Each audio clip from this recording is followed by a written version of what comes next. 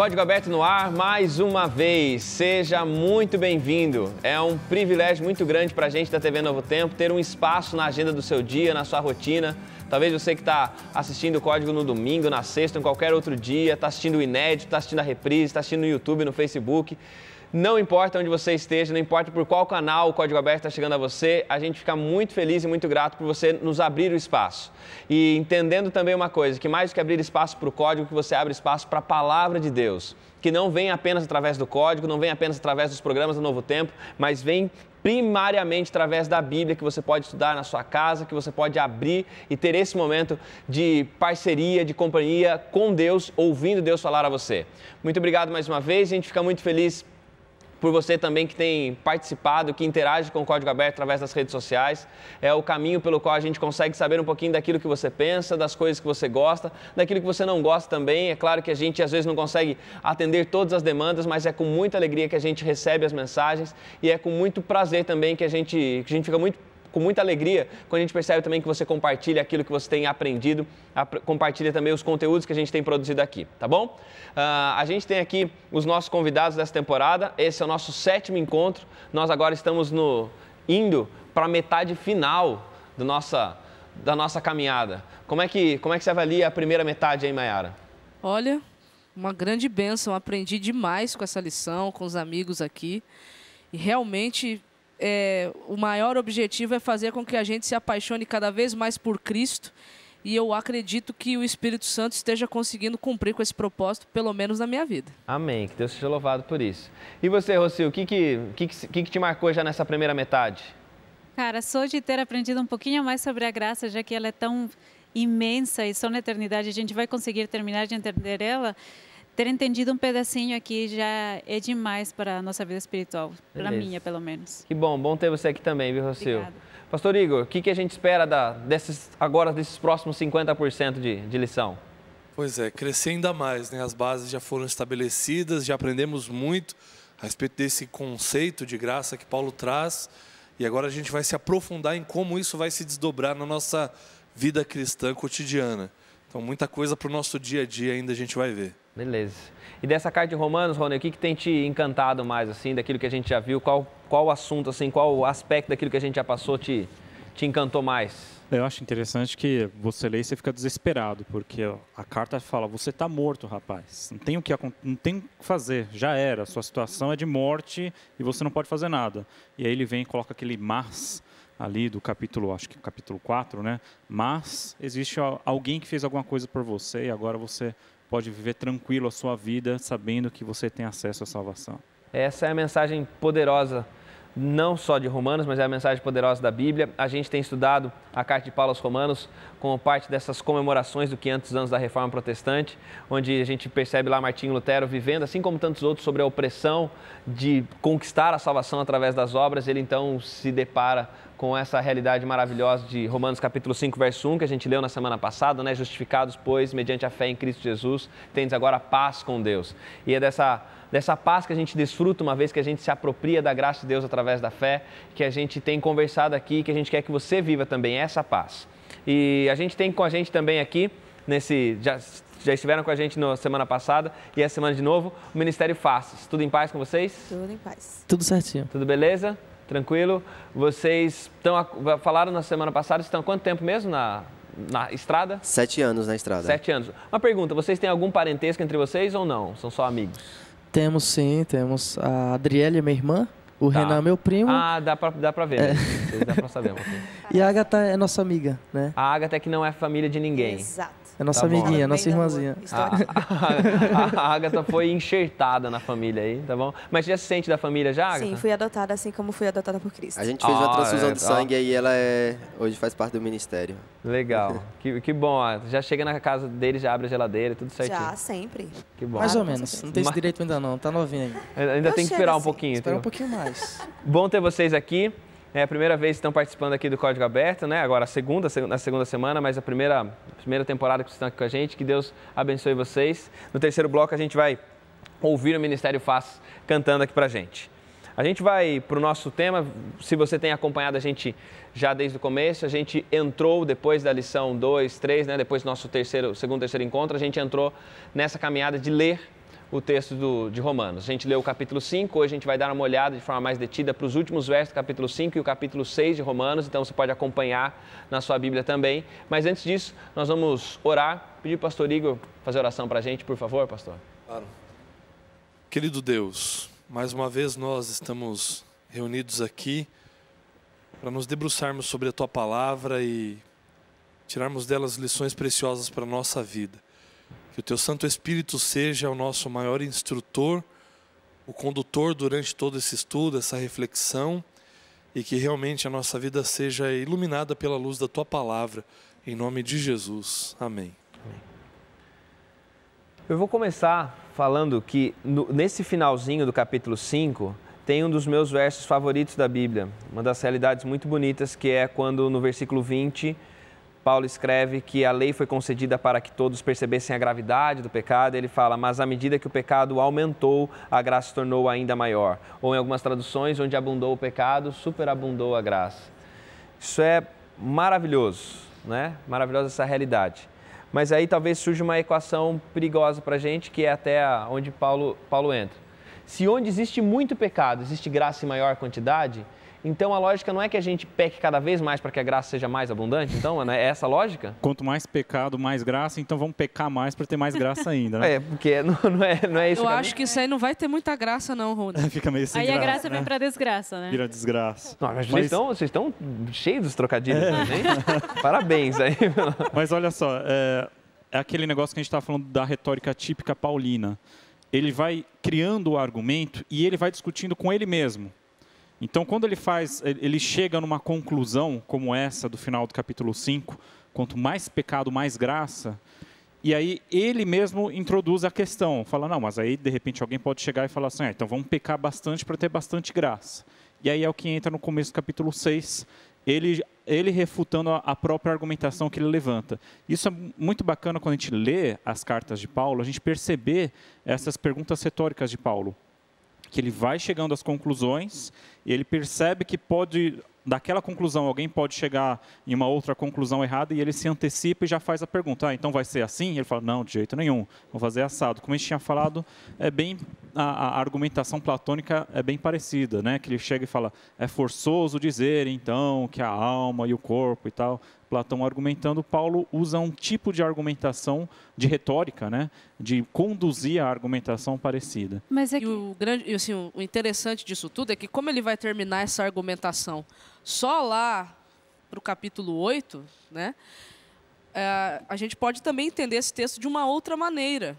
Porque, assim, quantos leitores não leriam aquela carta e até chegar àquele ponto ali se sentiriam os mais indignos, injustos, miseráveis pecadores? Quantas pessoas talvez não se sentiriam assim desmotivadas de permanecer na fé por descobrir quão pecaminoso é?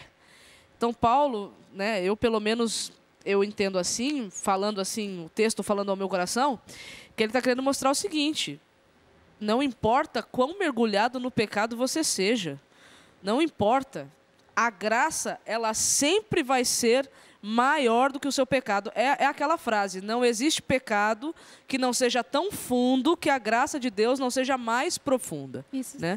Então, aqui Paulo ele vem para dar um alento mesmo para o coração do pecador.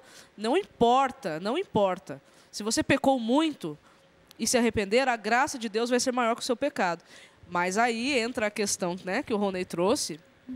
Então quer dizer que eu tenho que pecar muito para a graça de Deus ser muita? Não, não é isso que ele estava querendo dizer. Uma questão de perspectiva. Eu gostei muito dessa versão que você leu ali. Como é que diz? Aqui fala,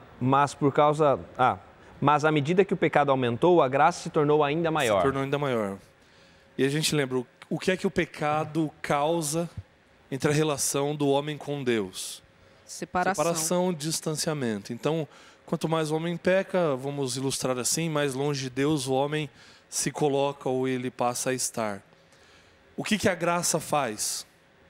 O que é que Cristo veio fazer? Ele veio reconciliar o homem com Deus. Ele veio aproximar de novo o homem a Deus. Então, enquanto o pecado vai te distanciando de Deus, quanto mais distante você está, a graça ela tem essa capacidade de se tornar maior e alcançar distâncias ainda maiores do que o pecado pode te levar de Deus. Então, por isso que onde abundou o pecado, o quão distante o pecado te afastou de Deus, a graça tem capacidade de ir ainda além disso. É nesse sentido que ela se torna maior. A ponte é maior que o abismo, né? Exato, a ponte é maior do que o abismo. Sempre tem graça sobrando na história. Exato. Então, não importa onde o pecado te leve, a graça ela tem condições de te alcançar lá e te trazer de novo para perto de Deus. Isso que Paulo está querendo ressaltar. Isso que essa para mim é a dificuldade do processo de santificação. Acredito que não só para mim como jovem, aqui fácil está... a gente é jovem também, tá? Não, menos de 30, né, no caso. Então talvez não. Tiago, já era para nós, já.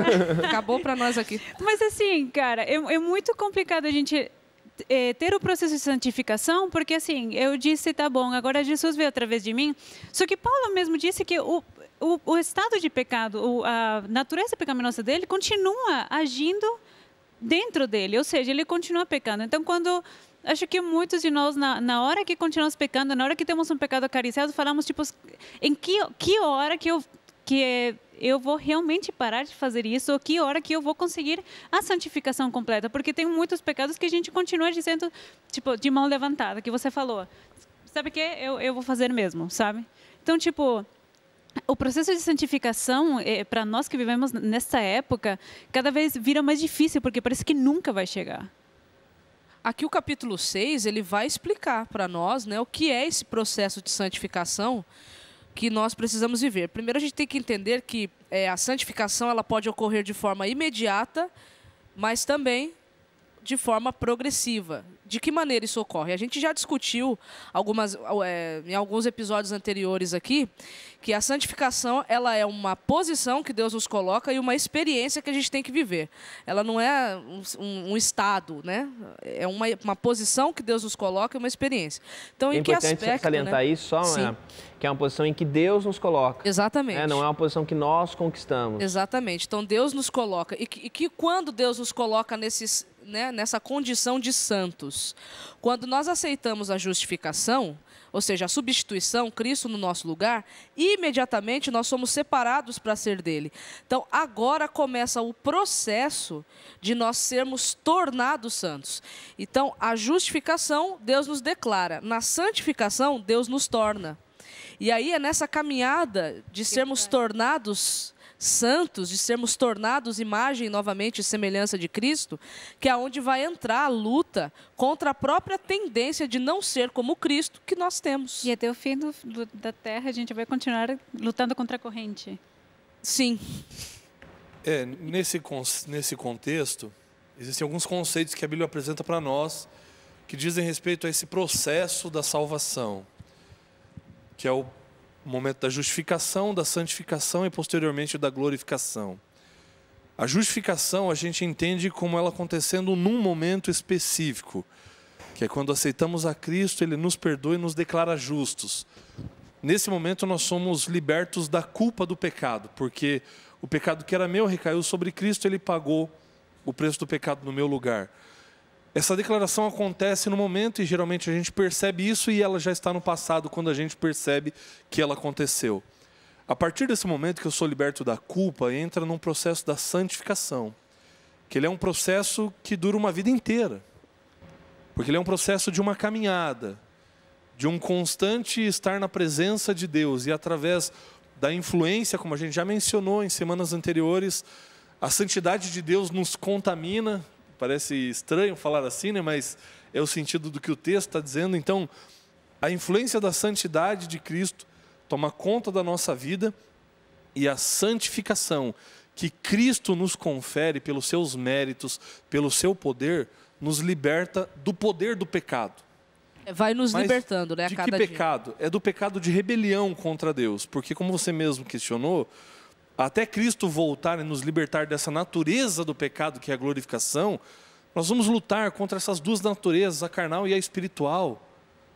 Porque aqui Paulo mesmo diz que o espírito milita contra a carne. Então, contra essa natureza a gente luta até o final, porque só na glorificação nós vamos ser libertos da natureza. Mas na santificação somos libertos do poder do pecado e o pecado de rebelião aberta contra Deus, onde eu rejeito a sua palavra, rejeito estar na sua presença e ajo independentemente da vontade dele. Só entendendo a questão do pecado, o conceito, né? Existe um termo grego para pecado que é hamartia. O que é hamartia? Você tem um alvo para acertar, mas conforme você mira, pode acontecer que você erre.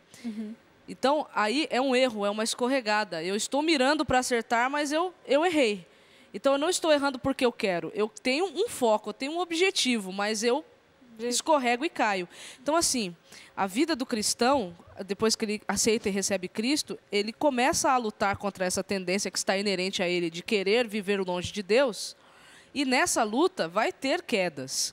A grande questão é se eu caio porque eu quero ou se eu caio porque eu escorreguei. Mas, ainda assim, a lição vai mostrar, a Bíblia mostra para nós que mesmo caindo, querendo cair, nós ainda temos poder do alto para levantar.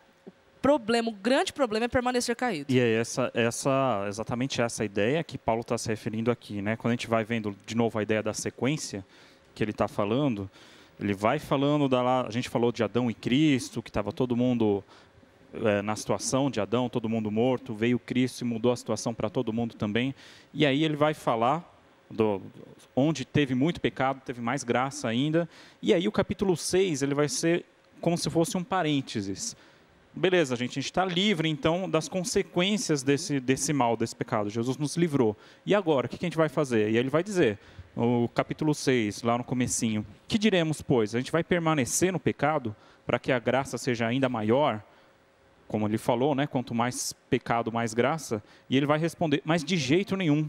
Como viveremos ainda no pecado, nós que para ele morremos? E aí ele vai fazer uma analogia do batismo, né? Vocês por acaso ignoram que quando vocês foram batizados em Cristo, vocês foram batizados na morte de Cristo, vocês foram sepultados com Ele na morte pelo batismo, para que como Cristo foi ressuscitado entre os mortos para a glória do Pai, assim também andemos nós em novidade de vida. Então, as várias coisas aqui que Paulo coloca que são interessantes. Primeiro, é possível continuar no pecado, ainda que Cristo tenha oferecido para você a graça. E ele vai falar, tem essa possibilidade, você vai fazer isso? De modo nenhum. Não faz sentido você continuar nessa vida. E depois ele coloca essa ideia interessante, que a gente replica na nossa vida os passos de Cristo. Então, Cristo morreu. A gente também morreu. Morreu para o pecado. E Cristo ressuscitou. E a gente também ressuscitou com Ele. A gente está ressuscitado assim como Cristo ressuscitou. E a gente ressuscitou não para viver aquela outra vida que a gente já morreu para ela, mas para uma nova vida. Então é interessante que ele coloca uma ideia que é muito forte, que a salvação não é simplesmente ir para o céu, viver em Rua de Ouro, brincar com um leão, né? Essas coisas que a gente fica falando. Salvação é muito mais do que isso. Você não está sendo salvo só para ter um poder de ressuscitar igual um X-Men, sei lá, um super-herói. Você está sendo salvo de uma vida, de uma vida de pecado. Você está sendo salvo do pecado. Como você vai ser salvo do pecado e voltar para ele de novo? Não faz sentido. Muito bem. A gente vai continuar a nossa conversa no próximo bloco. A gente vai voltar a alguns assuntos importantes. A gente tem que falar sobre o reinado do pecado, sobre a escravidão, de quem que a gente vai ser escravo. Paulo fala sobre isso, né, que a gente pode escolher ser escravo de alguém. A gente vai voltar a esses assuntos no próximo bloco. Então fica por aí, o Código Aberto volta daqui a pouco.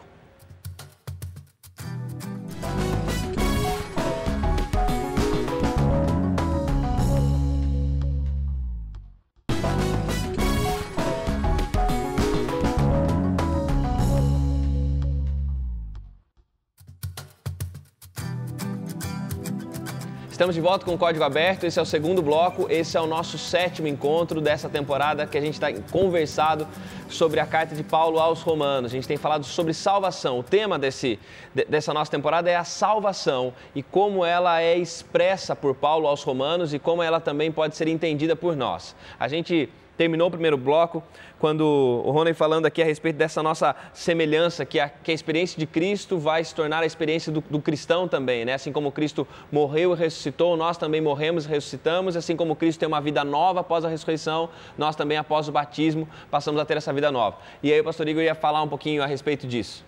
Pegando o gancho do que ele falou, eu gosto muito dessa ilustração da distância, né? Porque se eu já aceitei a Cristo, para ele encurtar essa distância que o pecado causou, por que é que eu vou querer me distanciar de novo? Porque se já foi essa distância que eu rejeitei ao aceitar a Cristo. E aí ele termina no versículo 4, termina esse trecho, né, pelo menos, Fomos, pois, sepultados com ele na morte pelo batismo, para que, como Cristo foi ressuscitado dentre os mortos pela glória do Pai, assim também andemos nós em novidade de vida. Então, quando isso acontece, essa aproximação de volta para Deus acontece, existe uma transformação da essência. Porque antes Paulo vem tratando da essência do ser humano, a essência da natureza pecaminosa, mas quando nós aceitamos a Cristo, o que é que ele faz com o nosso coração? Ele transforma o nosso coração, ele tira o coração de pedra, coloca um coração de carne, um coração disposto agora a servi-lo, a obedecê-lo, a cumprir a sua vontade, porque é isso que ele gera em nós. E aí, tem uma pergunta que às vezes causa assim, uma certa confusão no começo, mas ela é fundamental para a gente entender o que Paulo vai trazer daqui para frente. Vamos pegar o exemplo de uma macieira. A macieira, ela é macieira porque dá maçãs, ou ela dá maçãs porque é macieira? O que vocês acham? Essa é uma excelente pergunta. A macieira, ela dá maçãs porque é macieira, ou ela é macieira porque dá maçãs? O certo é que ela dá maçãs porque é macieira. Porque se ela em essência fosse qualquer outra árvore, o fruto dela não seria maçã. O que determina o fruto é a essência da árvore, não é o contrário. Não é o fruto que determina o que a árvore é. E aqui, quando Cristo muda a nossa essência, muda os frutos também. Os frutos são transformados. Porque antes, como a gente viu lá no capítulo 1, no capítulo 2, quais são os frutos de uma natureza pecaminosa? São aqueles inúmeros atos de pecado. Que se resumem todo em egoísmo, né? Exato. Agora, quando Cristo transforma a nossa essência, é natural que os frutos também sejam transformados. E quais são esses frutos? Obediência à sua palavra. Porque é isso que Ele causa em nós, como fruto, como consequência, não como meio. E é incrível ver isso aí, porque na verdade toda essa mudança, se a gente não passasse por esse processo de mudança, de parar de gostar do pecado, como é que a gente gostaria do céu? Como é que eu me sentiria confortável estando num lugar onde eu não gosto? Porque, na verdade, eu gosto daqui. Se ele não me transformasse, como é que eu gostaria de estar em um lugar onde não tenho o que eu gosto? Então, se tudo isso não acontece, então para que eu vou para o céu? Se esse lugar não vai caber em mim mesmo? Você precisa estar morto para essa vida passada, para ver nessa novidade. E aí que é interessante que tem uma expressão que aparece aqui nessa nossa porção, que é a expressão que ele vai usar lá no verso 14 e no 15 também, porque o pecado não terá mais domínio sobre vós. Você morreu para essa situação, não quer dizer que você nunca mais vai pecar, mas ele não vai te dominar. E aí ele vai falar, porque vocês não estão mais debaixo da lei, mas da graça.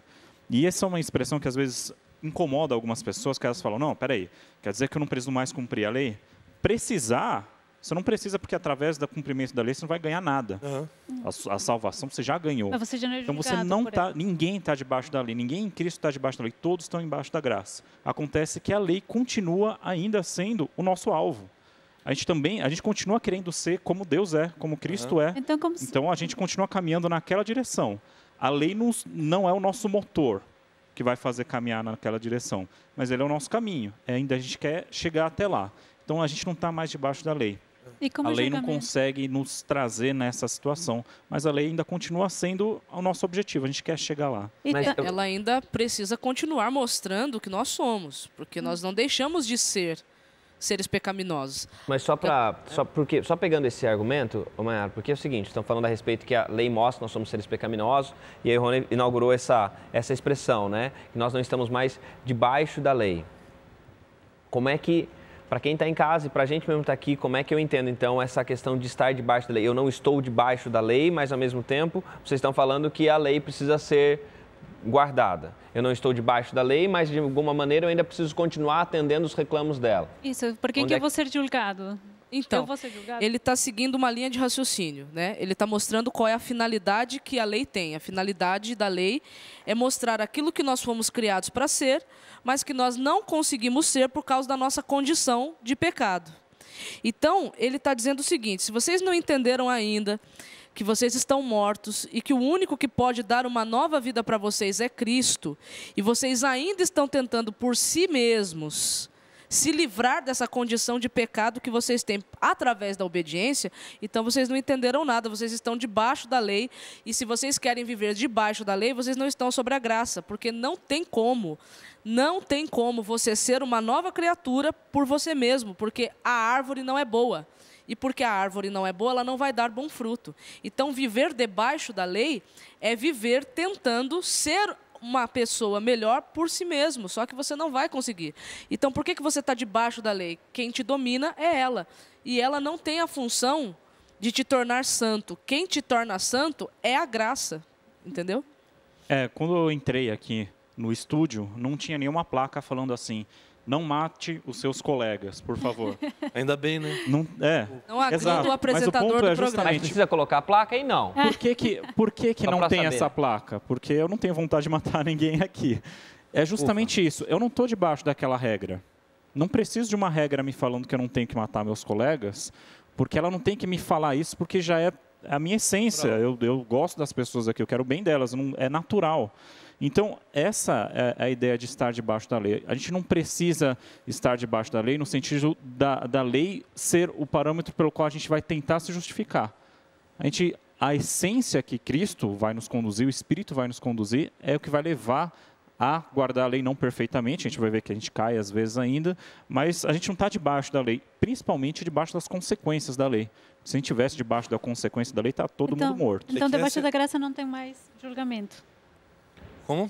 Então, debaixo da graça, a gente já não tem mais julgamento, é isso?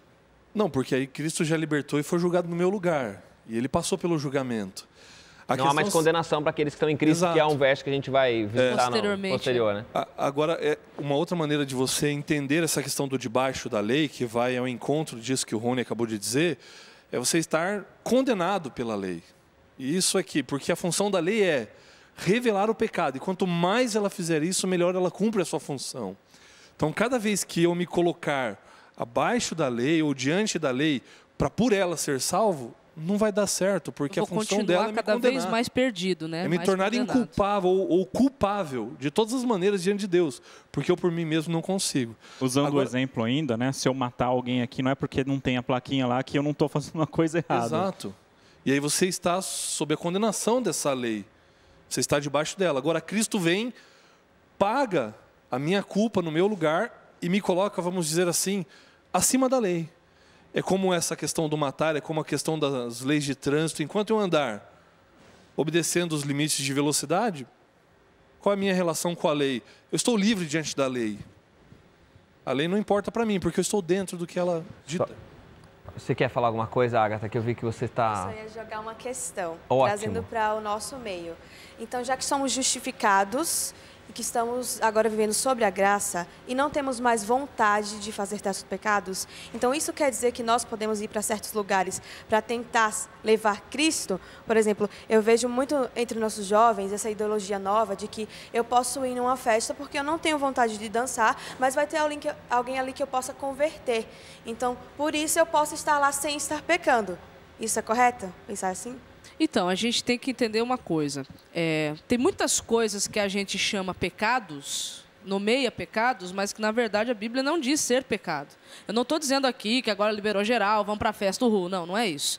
Mas, assim, Deus nos chamou para ser sal, certo? Nós estávamos conversando sobre isso, não estávamos? E o sal, ele só é sal fora do saleiro. Então, isso significa que o sal ele tem sim que se misturar, só que tem que tomar cuidado com uma coisa. Se o sal se misturar de tal maneira com a massa a ponto dele perder o sabor, ele já não é mais sal, ele já não está mais cumprindo com esse propósito.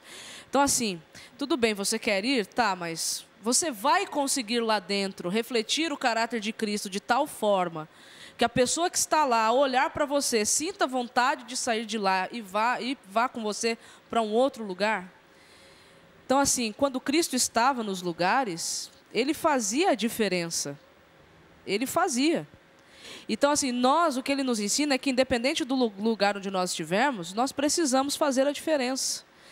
Foi porque ser santo é isso, é ser diferente. A nova vida, ela é a mesma vida, só que agora ressignificada em Cristo.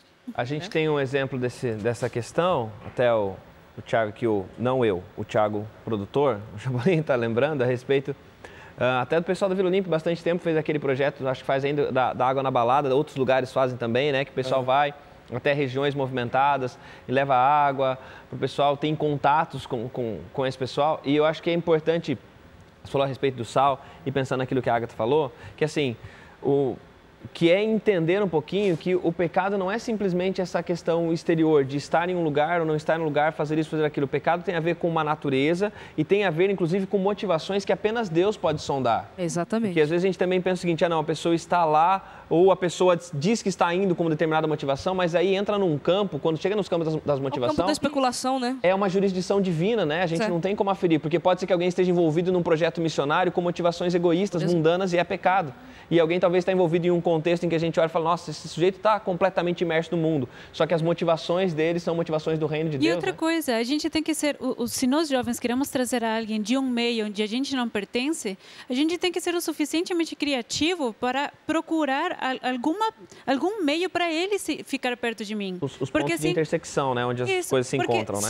Se o inimigo é estratégico para formar as tentações e levar eles para outros lugares, por que a gente, como cristão, não é estratégico também, inovador e criativo para trazer eles de volta para nós? Existem muitos detalhes que precisam ser avaliados nessa questão, porque na verdade a gente tem poucas informações para poder dizer alguma coisa, e eu acho que quando a gente vai por esse caminho, se isso é certo, se é errado, se pode, se não pode, a gente tende a se perder nesse caminho, e a orientação divina é sempre o melhor caminho, a revelação do Espírito Santo conduzindo a nossa vida. Alguns pontos que precisam ser avaliados nessa questão, se realmente esse é o melhor lugar, é o melhor momento para que até a pessoa possa receber aquilo que você vai falar, se o contexto é apropriado para isso, precisa ser feita essa avaliação. Agora, uma coisa, e ali é muito tênue para isso, mas uma coisa que a gente já tentou desmistificar aqui é pensar que realmente... Talvez a gente deva pensar mais hoje que o santo contamina o profano do que o contrário. E aí talvez a igreja consiga romper algumas barreiras no sentido de alcançar algumas pessoas que precisam ser alcançadas onde elas estão, mas com essa ressalva de nós avaliarmos se realmente é o melhor contexto, é o melhor momento, e o Espírito Santo vai nos conduzir para isso. A gente tem aqui, o Paulo vai continuar argumentando num sentido que tem a ver com essa ideia, né? Que ele vai falar das escravidões. Isso é muito interessante, porque ele vai falar o seguinte, na verdade, ninguém é livre. Não existe liberdade. Do ponto de vista bíblico, a liberdade é uma ilusão. Porque você pode, vamos supor, né, ir para a igreja, está me tolhendo, tem essa lei e eu não quero, eu quero ser livre. Eu vou sair, vou fazer o que eu quiser, vou fazer tudo o que eu quiser. A própria frase já mostra o que você está fazendo. Você está fazendo o que você quiser, você é escravo da sua vontade. Você não controla a sua vontade. Não fiquei com vontade de fazer tal coisa. Você não consegue controlar que vontade você vai ter. Você vai e faz, você vira escravo dela.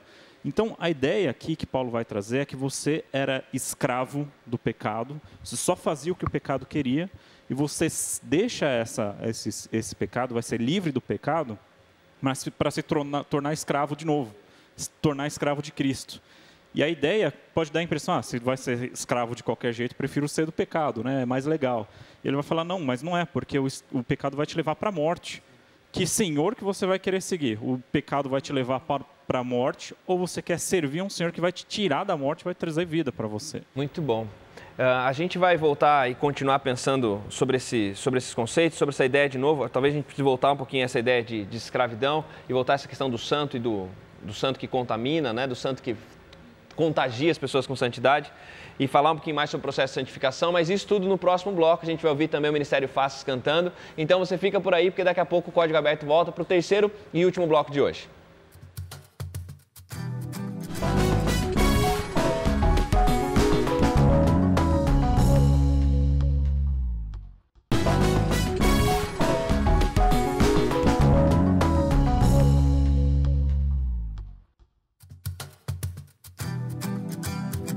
Código Aberto de volta, é o terceiro e último bloco. A nossa conversa está muito bacana, a gente terminou o último bloco pensando um pouquinho sobre essa questão de ser livre, de ser escravo, de se a gente tem liberdade, se na verdade a nossa liberdade é simplesmente de escolher que tipo de senhor a gente vai ser, né? A nossa liberdade é só escolher escravo de quem a gente vai ser.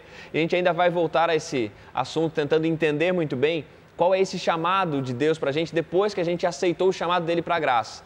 Como vivem aqueles que aceitaram a graça? Que caminhada é essa que a gente deve seguir, uma vez que a gente já foi salvo pela graça, a gente não está mais debaixo da lei. Mas para entender e pontuar algumas coisas importantes, a gente vai mais uma vez assistir o vídeo do pessoal do Ponto de Referência e a gente depois continua a nossa conversa aqui. Então fica com o vídeo aí.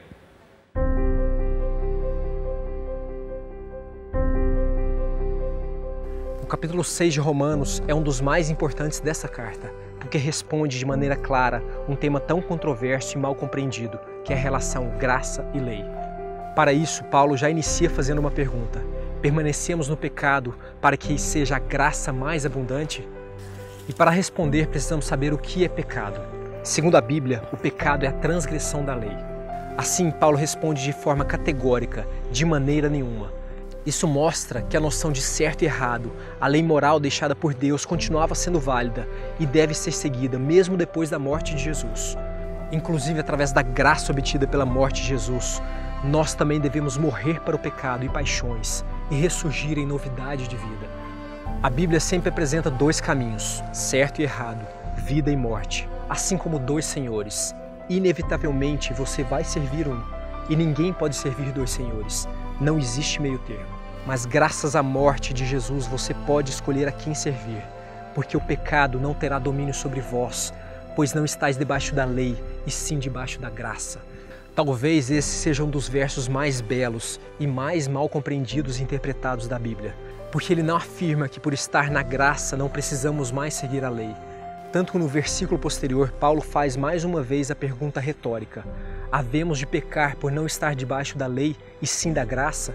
E responde mais uma vez de forma enfática: de modo nenhum. Você está debaixo da lei quando acha que pode, através de suas ações, justificar, e inevitavelmente o pecado terá domínio sobre você. Mas você está debaixo da graça quando aceita que por você mesmo não pode cumprir o que a lei te pede, mas aceita pela fé que a graça de Cristo te justificou. E por isso passamos a obedecer de coração a forma de ensino que é a lei que nos foi transmitida.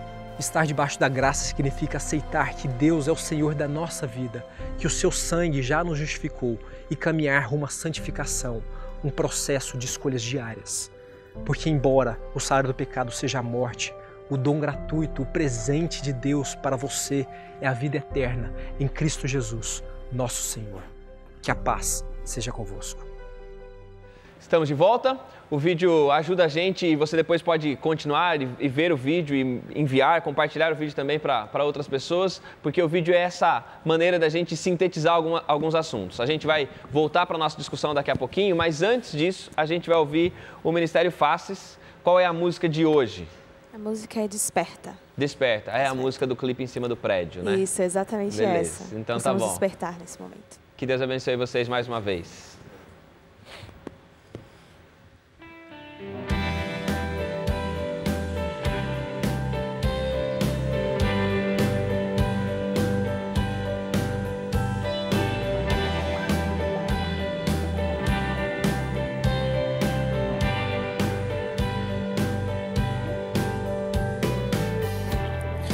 Onde está a fé? Onde está a crença que me ensinaram quando eu me converti? Onde está o amor? Onde está a forma genuína de viver?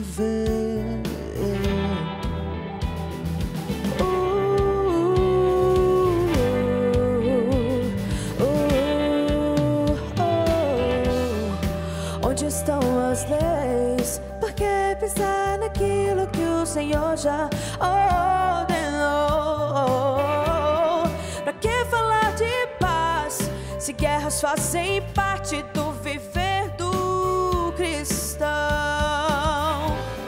Dizer não é o bastante, é preciso testemunhar.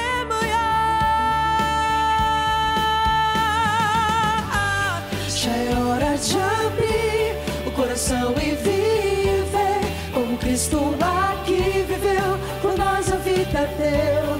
Sinta agora o poder que hoje desce do céu. Desperta a igreja, o noivo já vem.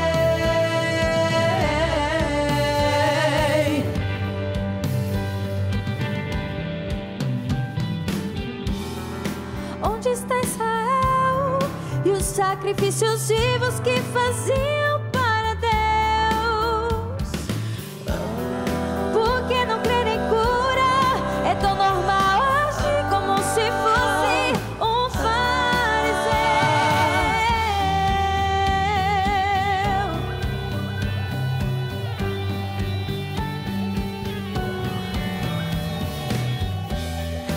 Onde está Jesus? Se já nos contentamos simplesmente com a cruz.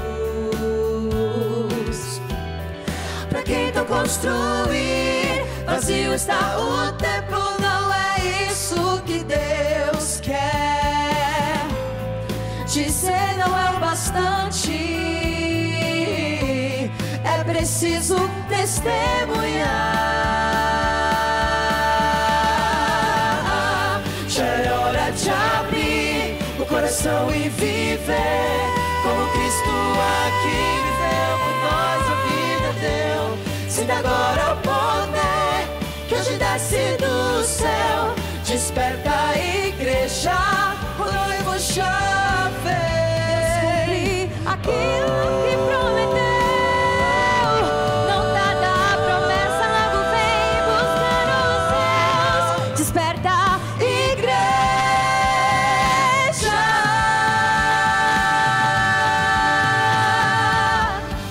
Já é hora de abrir o coração e viver como Cristo aqui viveu por nós, a vida deu. Sinta agora o poder que hoje desce do céu. Desperta a igreja, o noivo já vem,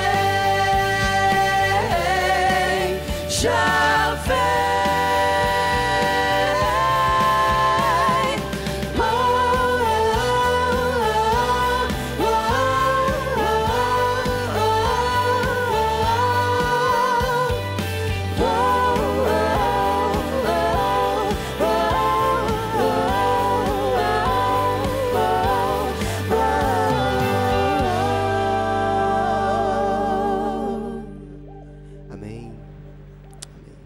Muito bom.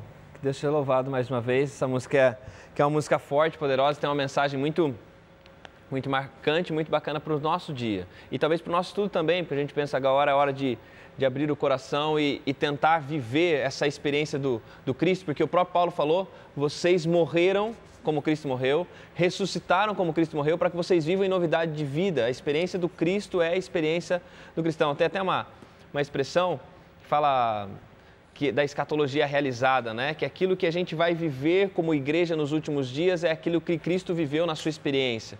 E a gente não pensando como igreja, mas pensando como indivíduos também, a experiência do Cristo de alguma maneira precisa extrapolar e ser a nossa experiência também. Por isso que nós precisamos estar com as pessoas da mesma forma como Cristo está com a gente. Sim.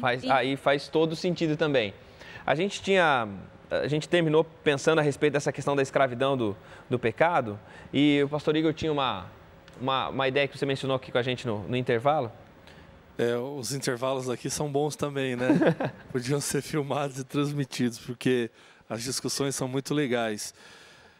Essa questão da relação de como o pecado se apresenta e o que nós conseguimos ver dos frutos que o pecado vai trazer para a nossa experiência, e a maneira contraposta como Cristo se apresenta e a maneira como Ele revela o seu plano do início até o final para nós.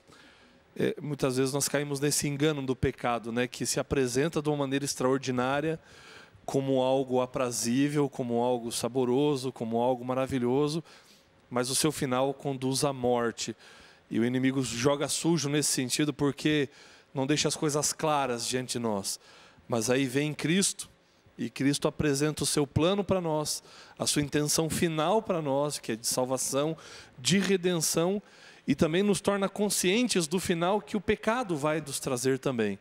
Então você tem, de um lado, a opção que te leva para uma ilusão, que o final é de morte, e do outro lado, Cristo, que é extremamente transparente e mostra para você o que é que vai acontecer.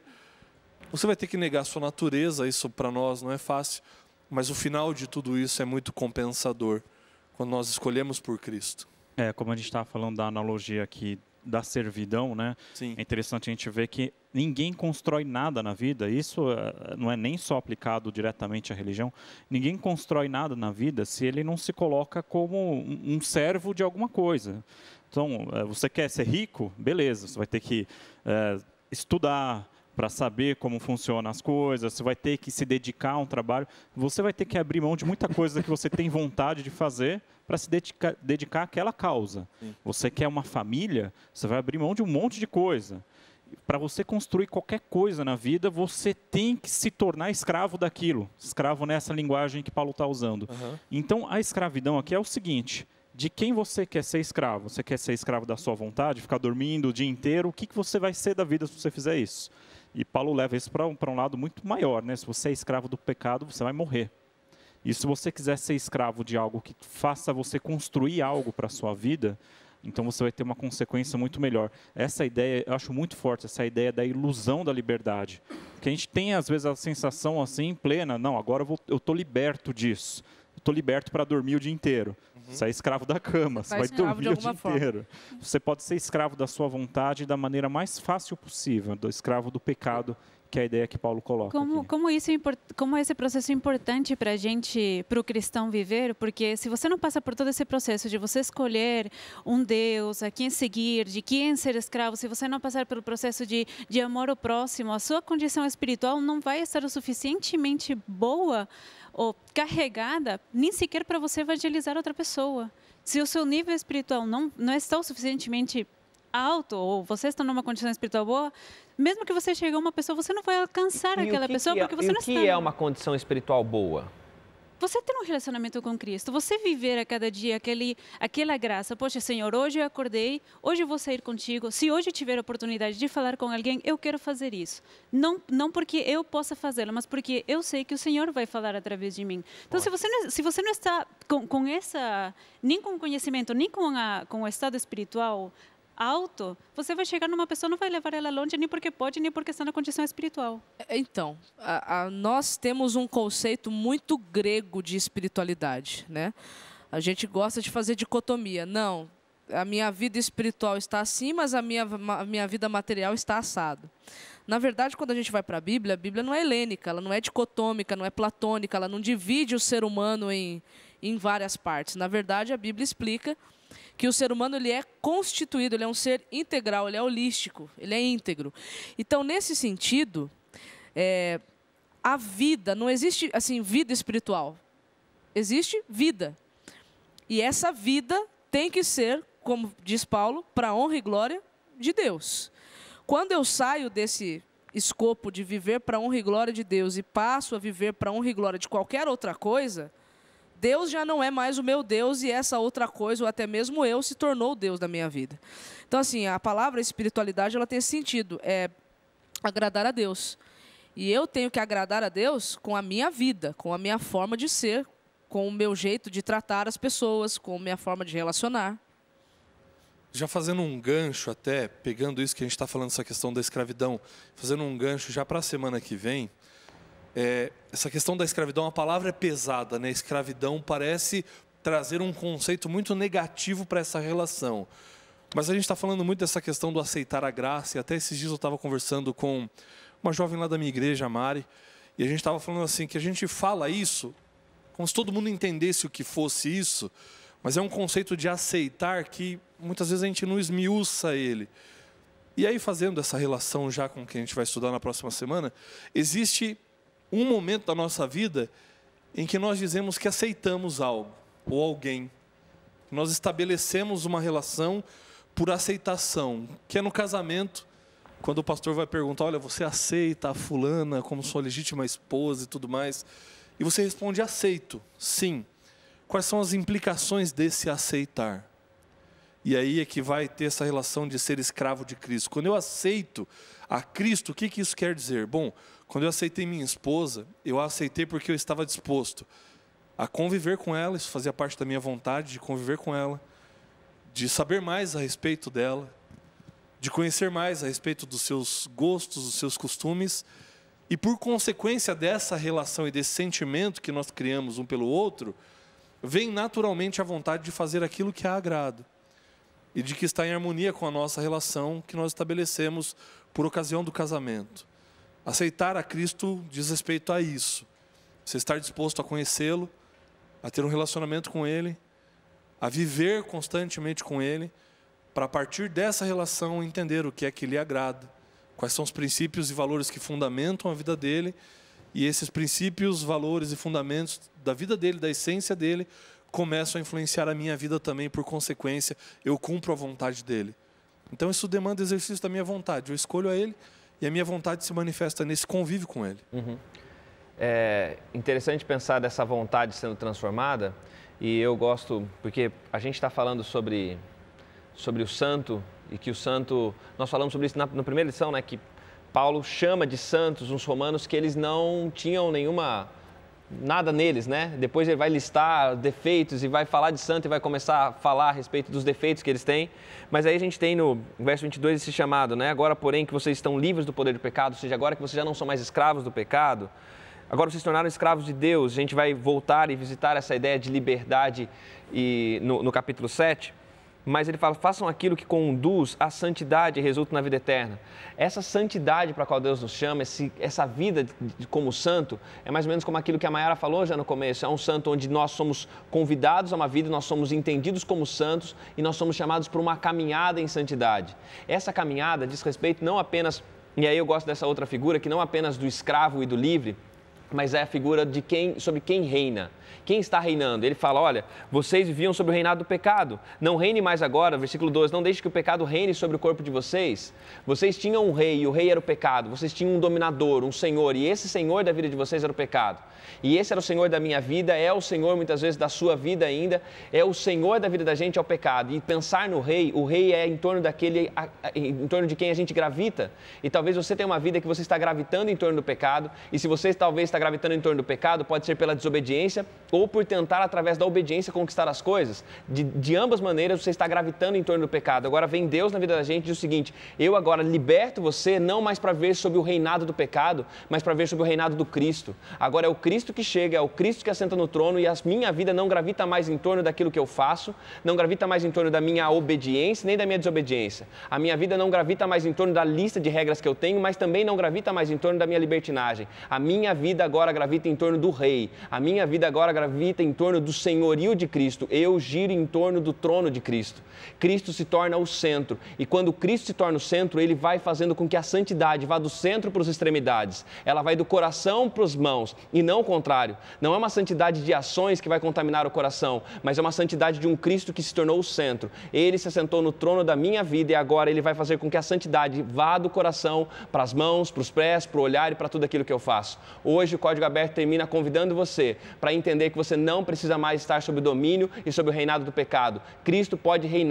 Faça de Cristo o Rei e viva sob o senhorio e sob o reinado de Cristo Jesus. Que Deus te abençoe. Semana que vem a gente volta com o Código Aberto para continuar os nossos encontros com a Carta de Paulo aos Romanos.